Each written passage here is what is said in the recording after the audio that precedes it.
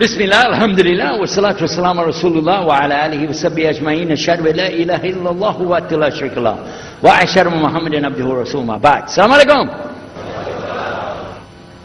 My name is Yusuf. Can you say Yusuf? Let me say Yusuf. Yeah, very good. I wish you'd teach my wife. She keeps mispronouncing it. She calls me useless.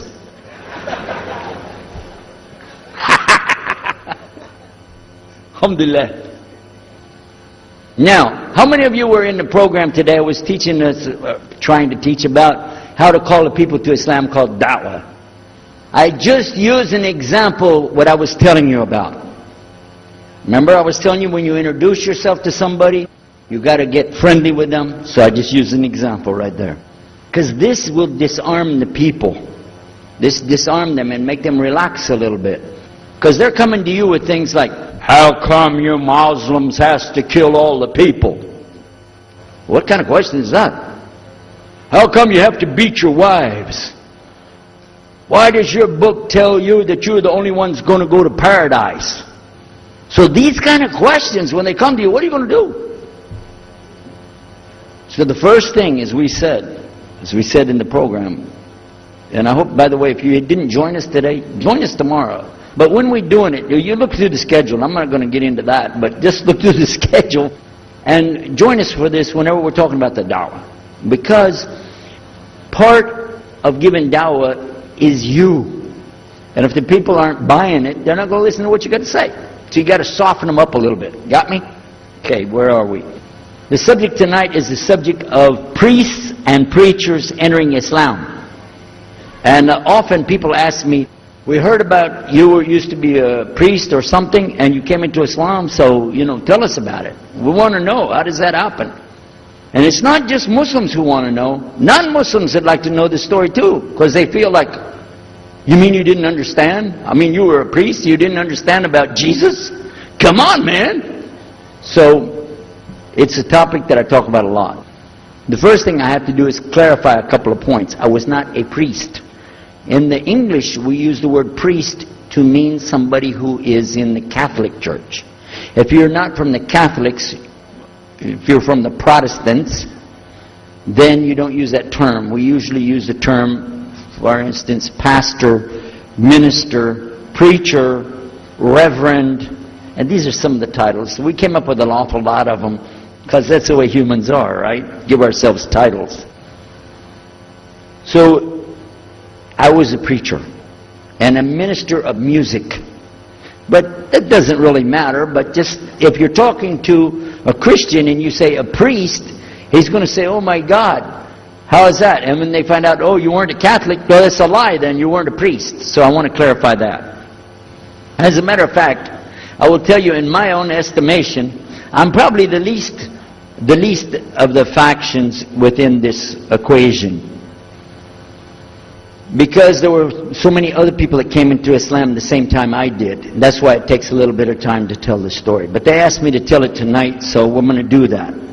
But I want you to listen carefully to realize what goes through the mind of a person that's not Muslim. Okay?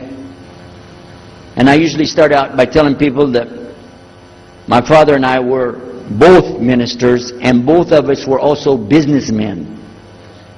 In the reverse order. We were business first and preacher second. Got me? Because, well, as they say, business is business. And that's exactly how it worked. We operated mostly in Texas. We had a place in San Antonio, Houston, and also in the Dallas area. And we were very concerned about Christian conditions. So my father started something called Concerned Christian Centers. And basically, if you look at it from a material point of view, it was a place to sell stuff. But what we would do is take consignment things in. People could bring things into us, and then we would sell it and keep part of the money. And keep a lot of the money. But anyway, they would bring in what they make with their hands, arts and crafts. And a lot of old women, they like to sit around and make things, then they give it to us. And this helps the church, which is called the church, and then it helps them as well. So it became like business and religion tied together, and that's very common in our country. At one point, my father told me, we're going to start doing business with a man from Egypt. Well, I said, well, this is great. International sounds good. We can put this in our business card. We're international. He said, and this man, he's from Cairo, Egypt. And that's where, if you know, they have the Nile River. They have those big pyramids. They have the Sphinx, Abu Hul. You know, they got everything. I'm saying, oh, this is good. He said, and he's a Muslim. I'll never forget it. I've told the story many times, but it's just like it happened yesterday. I'm standing in between the kitchen, in the dining room and the living room area. You know, like this when we're talking, and I just stopped like this. I said, what? A Muslim? No way. No way do I want anything to do with that. Dad, come on, you should know better than anybody. Because we were linked in with other preachers. My father supported people like Pat Robertson. Huh? You know him? Pat Robertson? And Oral Roberts. He's not very popular anymore, but he used to be real strong. And his ministry up in Tulsa, Tulsa, Oklahoma. In addition to that, people like Benny Hinn. I don't know if you heard of Benny Hinn. He's coming over this way, so look out. And there's many of them. John Hagee, and the list goes on. Jerry Falwell, Jimmy Swaggart, some of the names, maybe you heard those before. We know these people. We know all about them. All about them. Okay? So at one point, here I am standing there talking to my father about a Muslim. These are the enemies of God. This is what we've been taught. These same people, I just mentioned their names, in their preaching on the television and so on, this is what they teach. Muslims are no good. Now it just became Muslims are terrorists, but back then, you know, we didn't reach that level yet. We were still just kidnappers, hijackers, you know. They said that Muslims don't believe in God, that they're worshiping a black box in the desert, and they kiss the ground 5 times a day. Now that's what we know, man. So here's this Muslim going to do business with us. I told my dad, no way, I'm not going to do it. And he insisted. He said, I want you to meet this man. He's very nice. And I said, I don't want to meet him. I never am like this, by the way. But on this case, I said, no. That's one thing I'm going to stand firm against. We're not going to do it. He said, I want you just to meet him. I said, all right. I'll do it for you, but I'm going to do it my way. I'm going to go to church. And it's going to be on Sunday. When I come out of the church, I'm going to have my Bible under my arm. I'm going to have the salib. I used to carry a big cross. I'm going to have my cross with me. And I'm going to have my hat that says, Jesus is Lord. And I'm going to have my wife, born-again Christian, with me.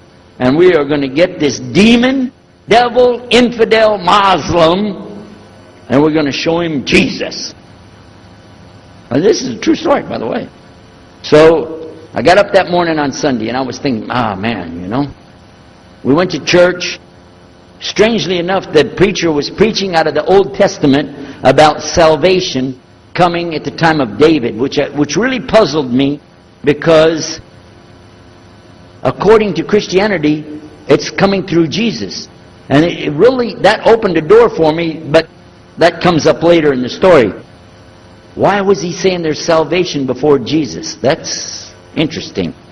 Now, when I get there to my father's store, I'm looking around, you know. I'm looking for somebody wearing, you know, a long white robe and some kind of black, you know, thing over that with a long beard, and I guess I was looking for me, wasn't I? Anyhow, when I get in there, I don't see this guy. By the way, imama, sword, everything. Ayatollah Khomeini, maybe. This is what I had pictured. I said, where is he? I'm ready. My father said, he's over here. I said, where? said, here. I was a normal guy. He was normal. He didn't have a beard. He didn't have any hair at all. How do you do? I told him my name. He introduced himself. His name is Muhammad. I said, how do you do?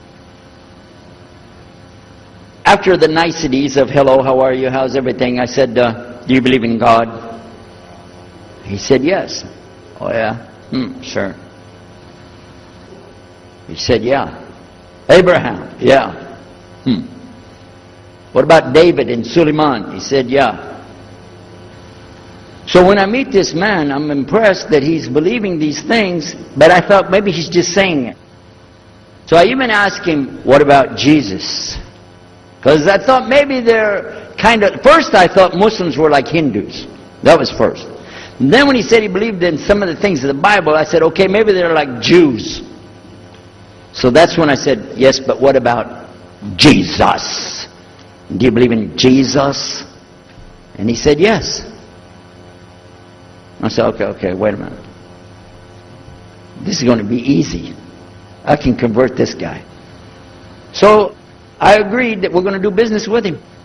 And in fact, I took him immediately out to have tea together. We sit together, drink tea, talk a little while. And I started trying to preach to him right away.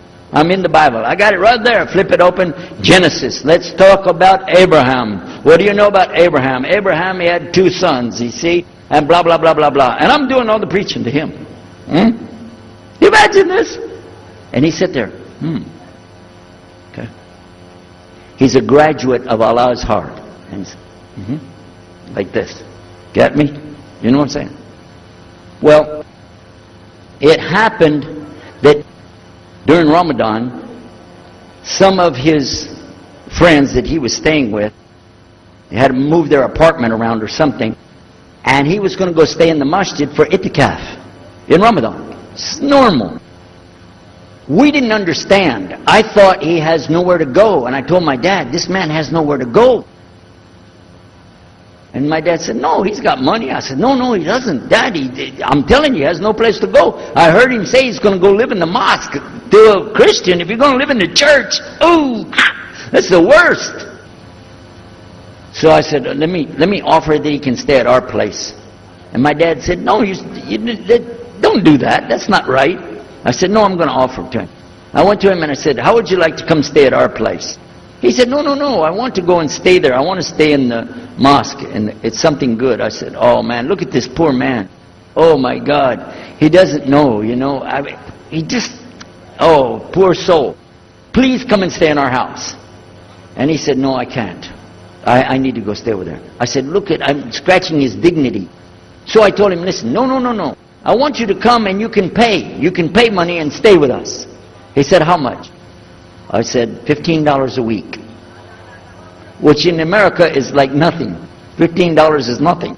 I said, and then he kind of hesitated. I said, and we'll pay for all the food. Well, you eat $15 worth of food in one day in America. He said, okay, all right.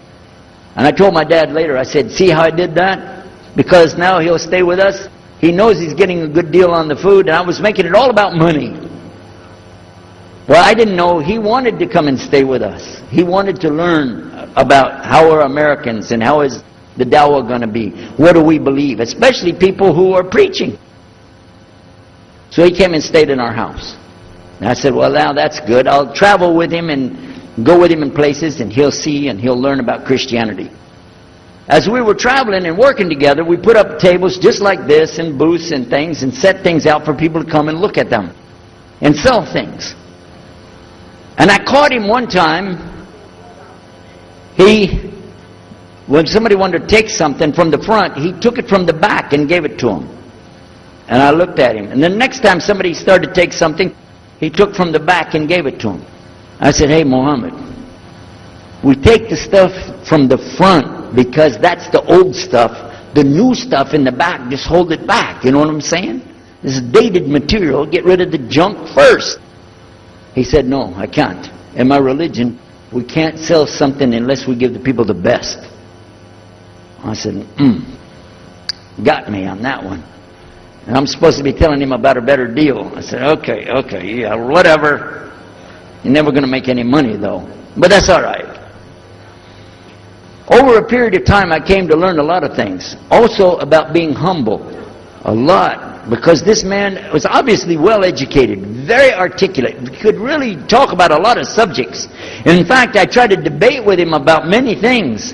But he was so wise and well educated that he could see what I was doing, and he would take it easy and let me win every debate.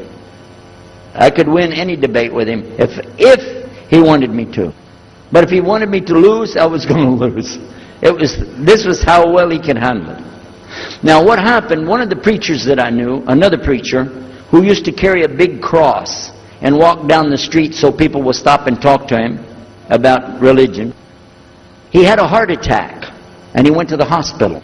So I went to the hospital to visit him, and while I was visiting him, I met another man in the hospital who was in a wheelchair. This gentleman had a problem. He didn't want to talk to anybody. And I told him, let me witness to you. Let me share the message of Jesus with you. So I took out my Bible, and again, I started telling him about a prophet, Prophet Yunus, alayhi salam. And I'm telling them, look at Jonah. He's in the belly of the whale. He's in the sea. He's down there like this, and who knows how long.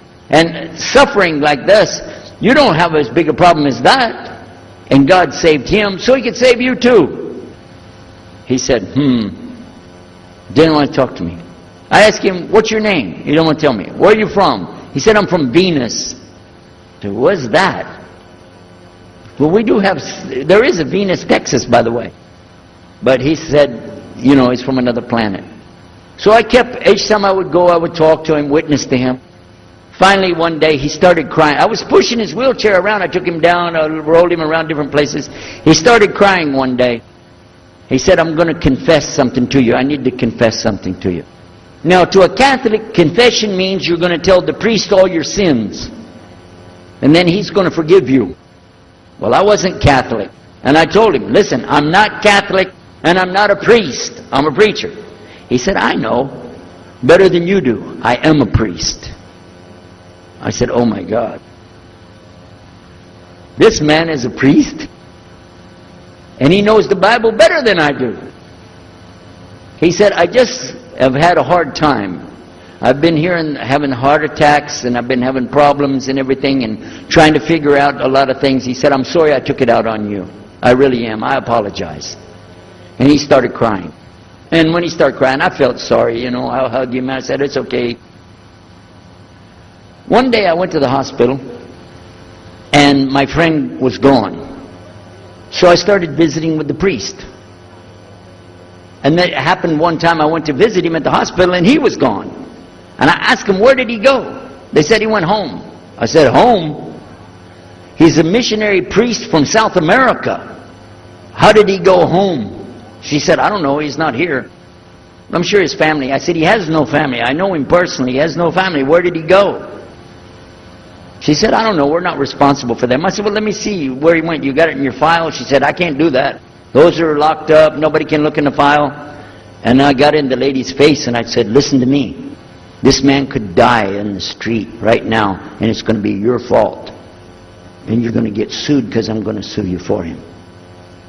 She said, okay, his folder's over there, but I'm not going to watch. I went over and I looked for it, got the address where he went. Sure enough, he was in a place where they put people that have no place to go, a shelter. So I went to the shelter and I found him. He was still on crutches.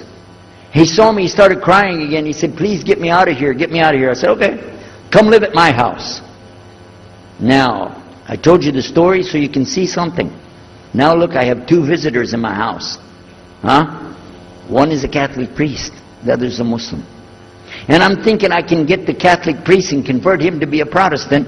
At the same time, I'm going to catch the Muslim and bring him over to Christianity. High aspirations. But it didn't work. Some strange things began to happen. We would sit around the table at night to discuss what is the Bible and what's the salvation.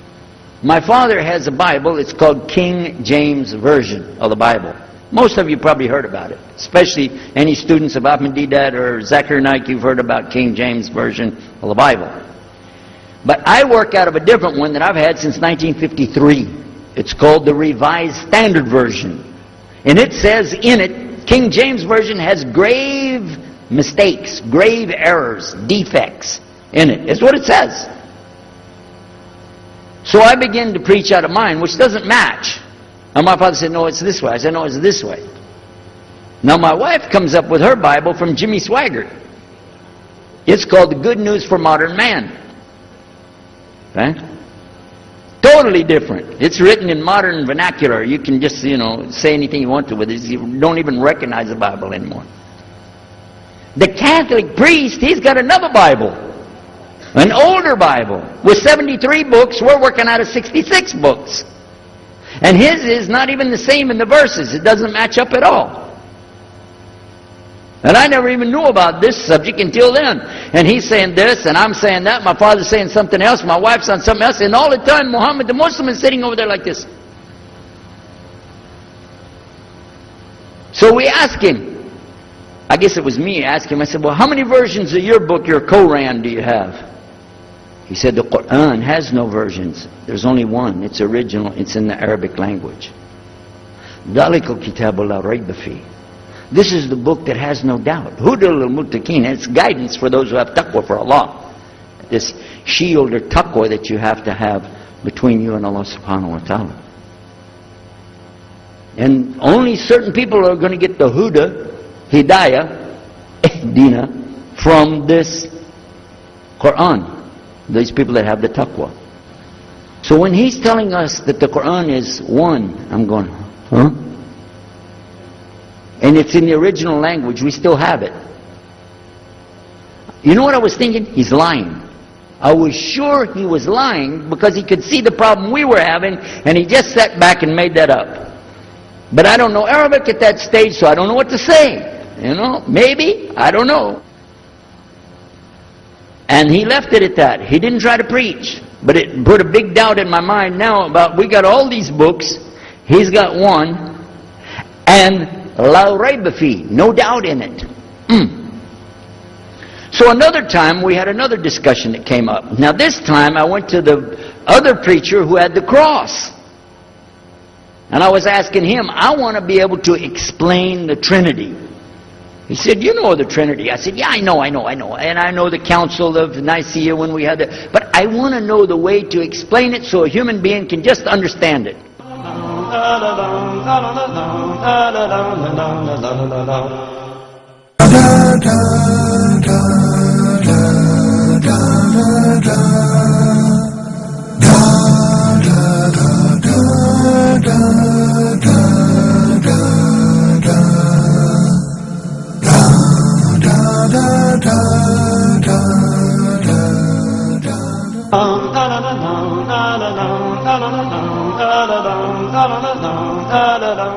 Said, okay, it's like an apple. Just take an apple.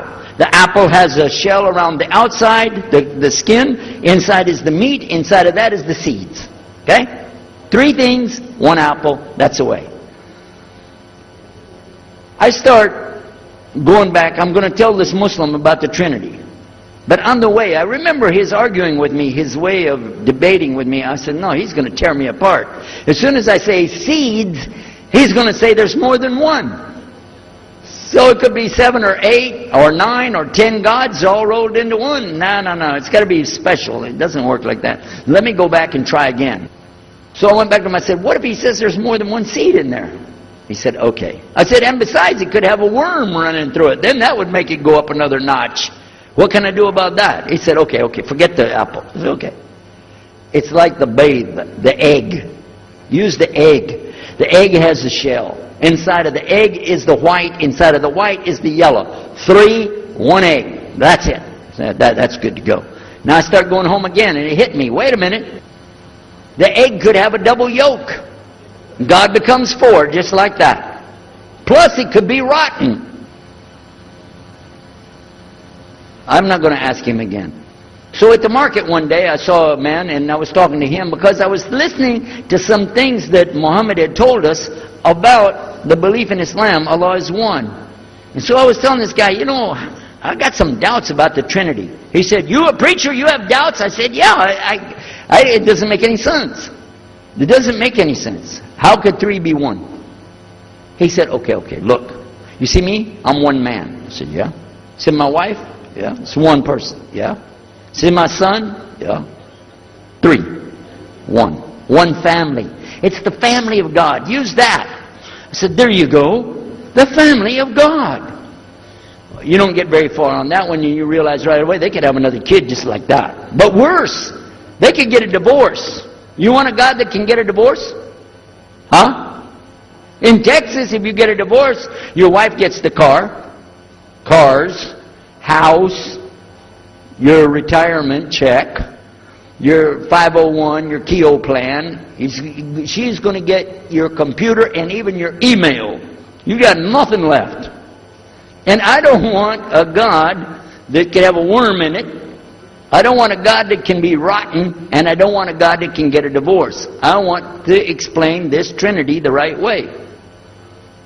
Sure enough, the subject came up, Trinity. There we are. Now here's the priest trying to talk about the Trinity is like an apple. I'm going, you don't go there. And then the egg, don't worry about it. The family of God, forget about it. I know what's going to happen. So we ask Muhammad, we say, okay, what do you say about God? What do you think he said? أعوذ بالله من الشيطان الرجيم بسم الله الرحمن الرحيم قل هو الله أحد الله الصمد لم يلد ولم يولد ولم يكن له كفوا أحد. And he explained it something like this. Say he is Allah, the unique, not like anything else. He's eternally sought after by his whole creation, but he doesn't need the creation. He's not the father of anything. He's not the son of anything. He's not like anything. And he is unique. Ahad. Boy, that's exactly what I already think, but I can't admit that. That sounds too easy. But plus in the Quran, Allah subhanahu wa ta'ala tells us to tell the Christians, don't say 3. Here's a little point. I'm going to go out of the story for a minute to show you something. Nowhere in the Old Testament, the Torah, or the Zabur, the Psalms, or the Injil, which is the New Testament, nowhere in the Bible do you find the word Trinity. Not once. Not once is the word Trinity. But it's in the Quran. We have it in the Quran. It says, Thalath, tell them not to say Trinity. But they don't have it, and Allah said, don't say it. Guess what else? The word Bible is not in the Bible. Bible is from Greek. It means biblios or book. Book. But it's in the Quran many times. Is it? Kitab. Book. Ahl Kitab. People of the book. So we found in the Bible a shortage. They're talking about it, but the Quran is explaining it. I found actually in the Quran, I can explain the Bible much better because it gives me the things I didn't know how to explain. So then in my mind, look what I did. I started realizing what he was saying was true, but I never admitted it. Instead, I was taking this and mixing it. And when I would go give my next talk, I would say, so and so and so, and I would use what I learned from the Quran to explain what's in the Bible. Some of the people liked it, but some of them didn't.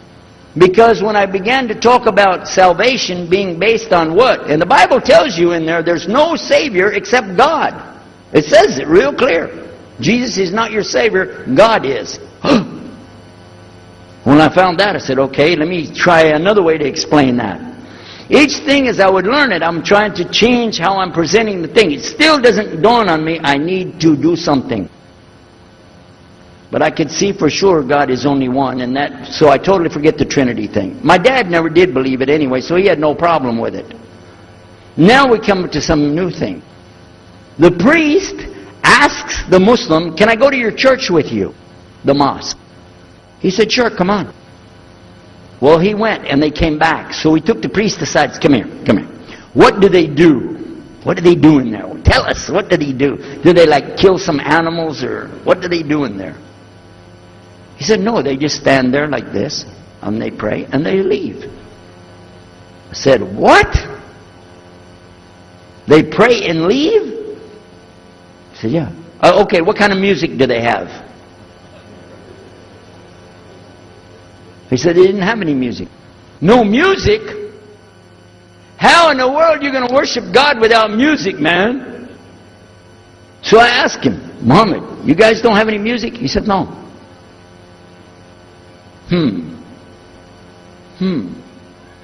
Now, I'm in the piano and organ business. I said, how many mosques are there in the world? He said, millions and millions and millions of them. And I said, none of them have a piano. He said, no. Any of them have an organ? He said, no. Oh, man, I can get rich. Just introduce some music to these guys, put it in there, you know, bound to be. I said, do the Arabs have any music? He said, oh, Arabs have music. I said, boy, I got it figured out, boy. I can see my next $1 million coming right straight up at me, you know. So then the priest asked again another time, he wanted to go back to the masjid again. He went, this is middle of July, 1991. He went to the masjid with him again. And by the way, this masjid, Sheikh Mohammed Jabali knows it very well, is on Medina Drive in Arlington, Texas. And that's where they were going to, because we were living in Midlothian, just south of Oak Cliff and south of Dallas. So they didn't come back. All night we're waiting. What happened? Very late they came back. And when he came in, I looked. There's Muhammad. I recognize him. Who's the guy with him, though? He's wearing a white jalabiyah, white dress like this. Has a white pillbox cap on his head. And I looked at him and I said, Pete. His name was Father Peter Jacobs, but we're not, you know, Catholic, so I don't have to call him Father. I said, Pete, did you become a Muslim? He said, Ashhadu an la ilaha illallah, Ashhadu Muhammad Rasulullah. I said, oh my God. Now I used to have cameras like these cameras right here, because we had a television show called Estes Music Jamboree. So I got one of our cameras out, opened it up, set it all up on the tripod, and I was going to interview him and ask him, well, you know, well, you went to Islam, what happened? While I was talking to him, though, he fell asleep. So it was still in my mind, and I was thinking, what am I going to do? This is too amazing. Now here I'm preaching to the people, and I'm trying to change what I'm saying, and here's a priest, just became a Muslim. My father's saying it's a good deal, it sounds all right to him. I don't know what to do. So I decided, I'll talk, make mashura. I talked to my wife.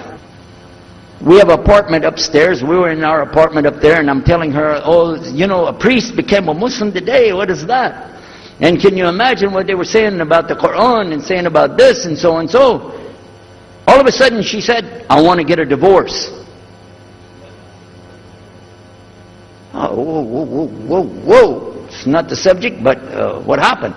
She said, no, all this talking about religion and talking about Islam, and so I can see. I said, oh, no. No problem here. No problem.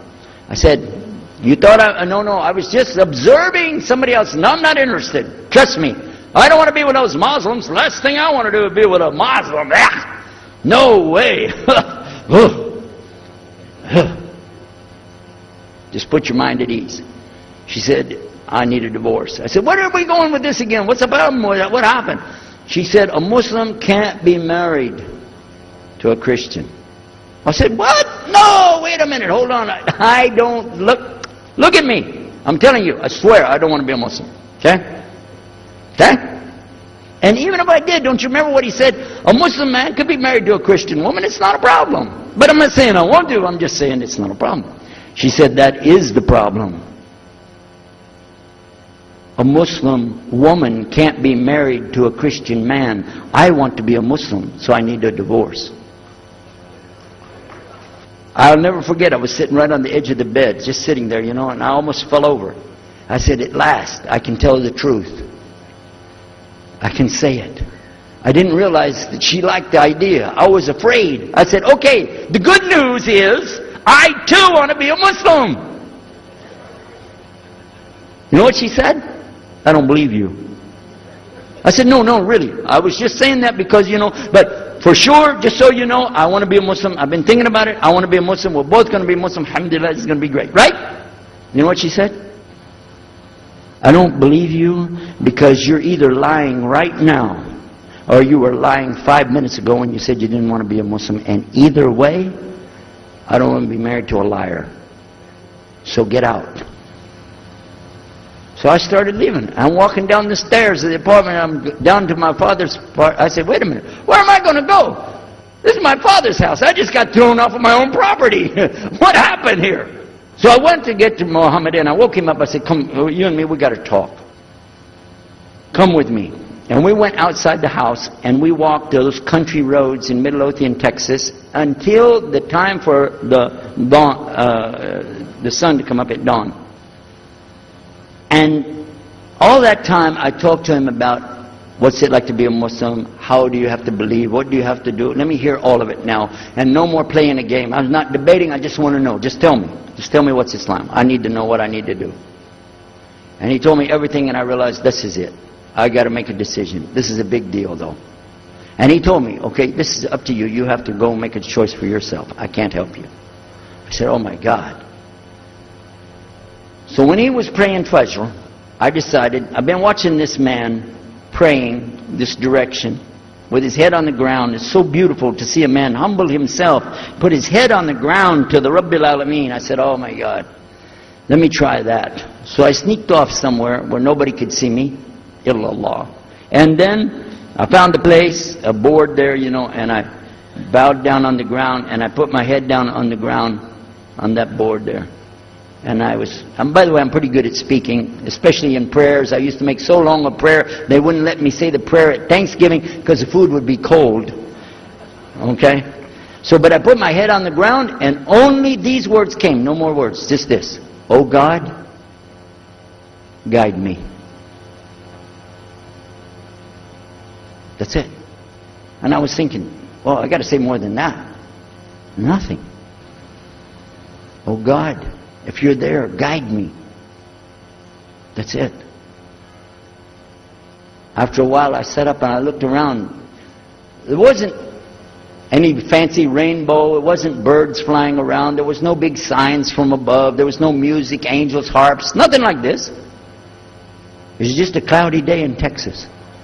But inside, I could realize I had to make some changes. To me, that's what I need to do. There's the problem, it's inside of me.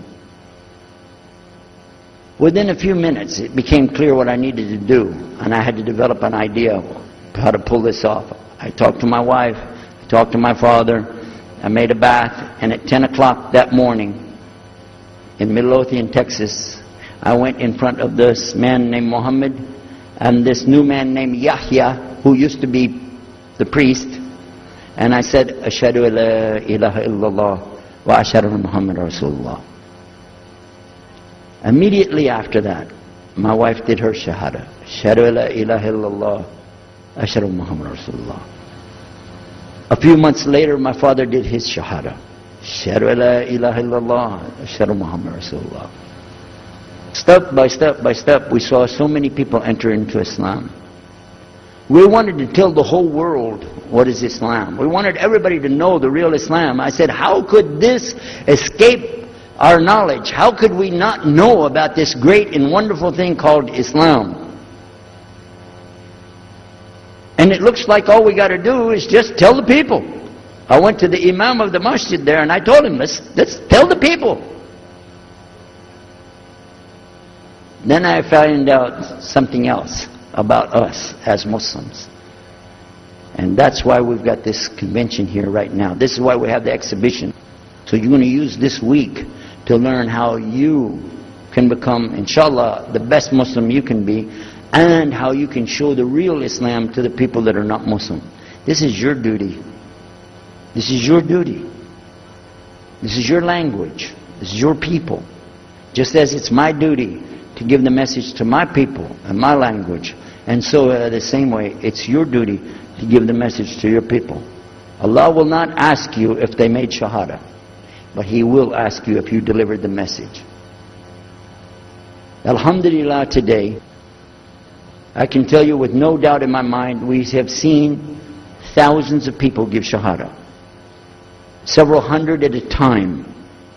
And I don't do it through debates. But I don't need to debate any Christian. I was a Christian. I am a Muslim. If you want, I can give you both sides. Easy. Okay? I'll play both parts. I'll be the Christian and tell you this, and then I'll be the Muslim and give the answer. And there won't be any argument. And I've done that so many times. And let me share one story with you before I end. I'm going to leave now. Inshallah. I was telling the brothers today that I was asked to give a talk in a church in Hagerstown, Maryland, just outside of Virginia. This was in 1999. And I went there and I gave a talk in the church on Sunday. Because I know how to address the people. How many years was I a Christian? 50 years? I know what they want to hear. Get them ready, and they said, oh, wow, this is normal preaching.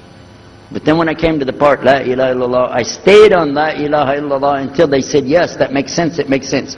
There was one old lady that she was saying yes. Afterwards she said, yes, but I just don't want to do it the way you're telling me. Okay? But guess what else happened? 2 people did shahada right there. Hello? In the church. In front of their preacher. They said, yes, we agree. We like this. We want to know more. And we say there's only one God to worship. Shahadu la ilaha illallah. In front of the preacher. And one of them was his daughter. I took them to the masjid and they did shahada in the masjid that afternoon, a Sunday afternoon. And later the boy, he married the girl. They're Muslims living there now. Now, may I ask you a question? If I would debate and argue with this preacher and made him look stupid, would he ever bring me back again? No. I'm going to ask you a question. If you were at a place and you saw somebody change their religion to another religion in the temple of that religion, and the father was the priest there, what would you think? Is that man ever going to call me again? Do you think he'd call me again? 3 months later, he called me again. Come back again. We really enjoyed it so much. I said, how's your daughter doing? I want to remind him, see what he's going to say. He said, well, she's doing fine. She likes Islam. It's very nice, lovely. She treats us so good. You know, we're amazed at her personality. We love you guys. Could you please come back again? And I did, alhamdulillah. So I'm just showing you that it's not guidance from me, not guidance from you. It's guidance from Allah. Allah guides whom He wills. Whom He wills. So we ask Allah to guide me, all of us, and all the people. And whoever He guides, they'll be fine. But whoever Allah doesn't guide, they got a problem. Serious problem. Our job here is to do one thing. Communicate the true message. If the people don't want it, that's your choice. That's their choice.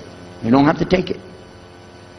But it's our responsibility in putting this on, all the scholars that are here, it's their responsibility to tell us what's the truth in Islam and let us see for ourselves. And that's what we're going to try to do through this week. So I need you guys to listen to me. You have to participate. Your side of it. Your side of it is to show up every day. And your side of it is to bring other people. Jazakumullah khair. Wassalamu alaikum wa rahmatullahi wa barakatuh.